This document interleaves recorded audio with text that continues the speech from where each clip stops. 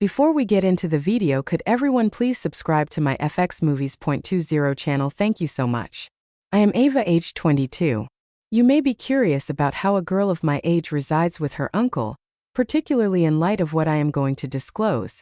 Frankly, I never anticipated that this would occur either. I am pursuing a degree in graphic design, dedicating most of my time to drawing, designing, and engaging in freelancing projects. Life has posed challenges since my parents split during my childhood. I frequently relocated in search of stability. Ultimately, I resided with my uncle Nathan, which was not part of the original plan. Please subscribe to my channel to enable me to share more captivating, genuine stories like this one. Remember to watch this video, remain engaged until the conclusion, and appreciate the video, as this narrative promises to be exceptionally captivating. Kindly use the like button to demonstrate your support. The situation commenced when my mother departed for a job, necessitating a place for me to reside while completing my college education. Nathan, my uncle, constituted my sole family member who could assist. He has been married to his wife, Victoria, and has resided here for several years in an exquisite residence situated in the countryside, apart from the urban environment. I believed it would merely be another transient relocation. I sought a tranquil location, although the outcome was not as anticipated. Several months later, I had acclimated to the residence, the regimen, and the tranquility, or so I believed. Nonetheless, today an incident occurred that I must disclose. The incident commenced when I entered Nathan's room while he was asleep. However, before elaborating, please remember to subscribe to the channel so you can stay updated with the rest of this story. Let me tell you a little about Nathan. He's not like most uncles. To me, he's always been more of a mentor than a family member. Growing up, he taught me how to ride a bike, fix things around the house, and even bought me my first car when I turned 18. So when my mom needed someone to take me in, Nathan was the obvious choice. He's thoughtful, patient, and very kind. But it wasn't just him I was moving in with. His wife, Victoria, had been in the picture for a while. They married 2 years ago, and at first I wasn't too sure about her. She's older than Nathan, and something about her made me feel like an outsider in their home. Initially, I stayed in the guest room at the far end of the house, trying not to intrude. Over time, things became less awkward, and Victoria started giving me advice on cooking, cleaning, and household matters. We weren't best friends, but it wasn't as tense as it was before. I thought things were getting better, but recently I've noticed something I can't explain. The more time I spent with Nathan, the more I felt drawn to him. His smiles, the occasional touch of his hand, and the way he would look at me when he thought I wasn't paying attention felt different.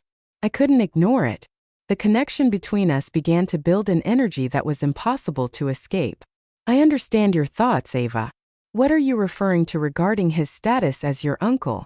It may seem implausible, although this bond is irrefutable. I attempted to dismiss it, convincing myself it was all a figment of my imagination.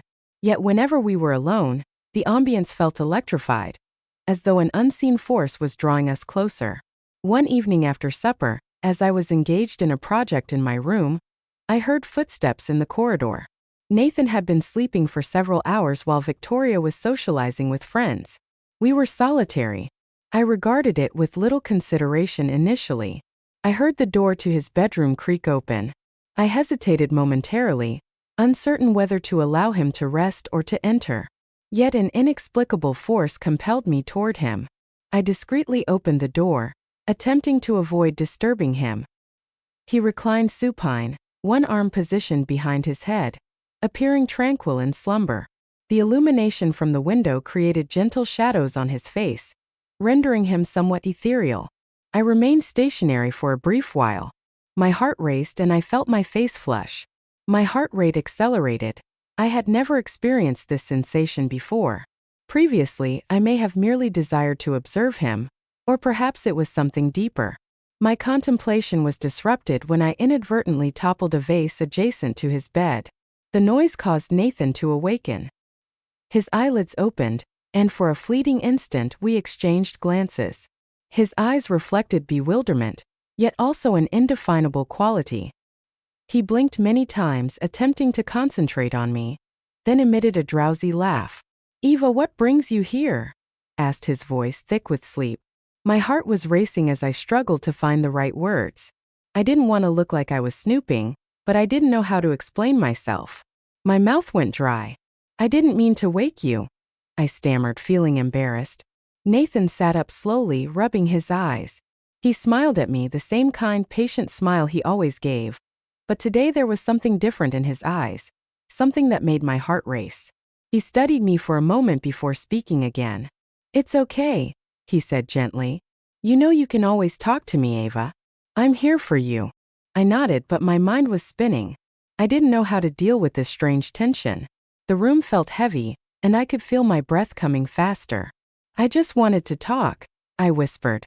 Nathan's smile faded just a little, and I thought I saw a brief hesitation in his eyes before it vanished. He patted the bed next to him.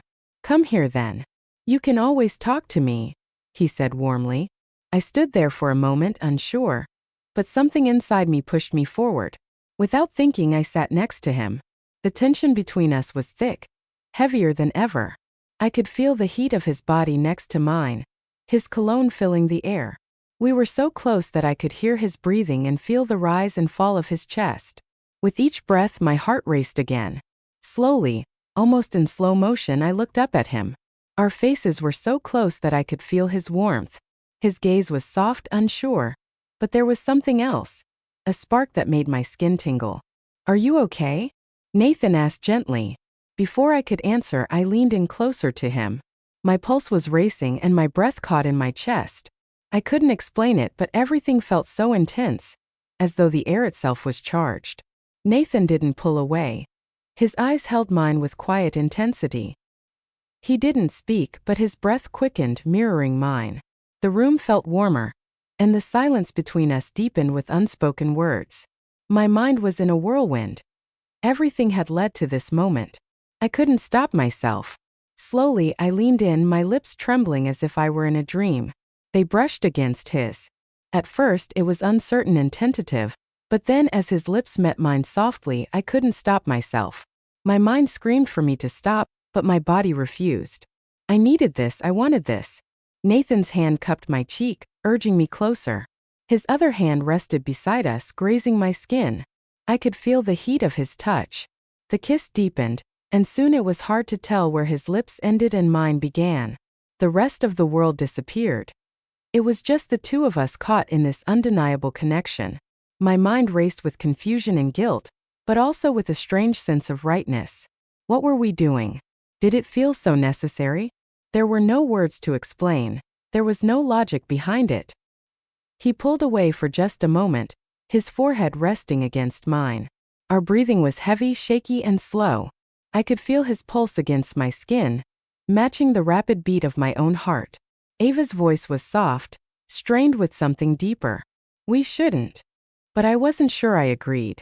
Something inside me refused to acknowledge any reason to stop. Slowly, I reached for his hand, intertwining my fingers with his. He didn't pull away.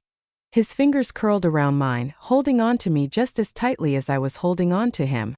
Our eyes met, and for a long moment we didn't speak. The weight of everything hung between us. Should we? Could we? My hand instinctively moved to the back of his neck, pulling him closer. I kissed him again. This time there was no hesitation, no fear. Just the overwhelming need to stay close to him, to feel his presence. Nathan's hand slid down my back, drawing me closer. The contact of our bodies made everything feel incredibly intense. I didn't know where this was heading, but I didn't care. I wanted to stay in this moment where only the two of us existed. My heart pounded in my chest as his lips moved to my neck, pressing soft kisses against my skin. I could feel his breath against my ear, sending a shiver down my spine. It was unlike anything I had ever felt before. Intimately consuming and deeply wrong, yet thrilling in a way I couldn't explain. "You're sure about this?" he murmured. Against my thick desire, "I don't want to hurt you." I closed my eyes, trying to find my voice. Everything inside me screamed to stop, to pull away. But I couldn't let the longing be too strong, the need too powerful. I didn't want to think anymore and didn't want to question anything. I just wanted to be with him. "I'm sure," I whispered, my hands moving over, feeling the warmth of his skin beneath my fingertips. "I want this, Nathan. I want you." His lips found mine again, and this time the kiss was deeper, more urgent. There was no turning back now. The world outside of this room didn't matter. There was only the way he made me feel, desired, needed, and alive in a way I had never experienced before. The room seemed to close in around us, the light dimming as the intensity of our connection grew. Every touch felt like a promise of something more, something neither of us fully understood, but we were both ready to explore. I could feel his heartbeat steady against mine, syncing with the rhythm of my own. Even though part of me still fought against the reality of what was happening, a much larger part of me surrendered completely. It wasn't just kissing anymore, it was more than that. It was a connection I couldn't explain, a bond that went beyond words. "I've wanted this for so long," Nathan whispered, his breath warm against my lips. I could barely comprehend his words as my hands roamed over him, feeling the muscles beneath his skin, the heat of him, the way he responded to me. But there was no turning back now, there was only the pull between us, drawing us closer in a way neither of us had expected. Time seemed to stand still as we lost ourselves in each other, in the quiet rhythm of our kisses, the warmth of our touches. And for the first time, everything felt right.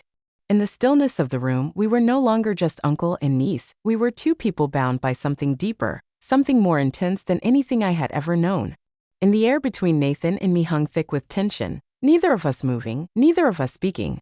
The silence was suddenly shattered by the sound of the front door opening downstairs. We froze.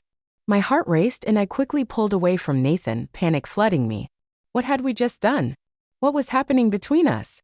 The guilt washed over me, but it was mingled with something else I desired and couldn't ignore.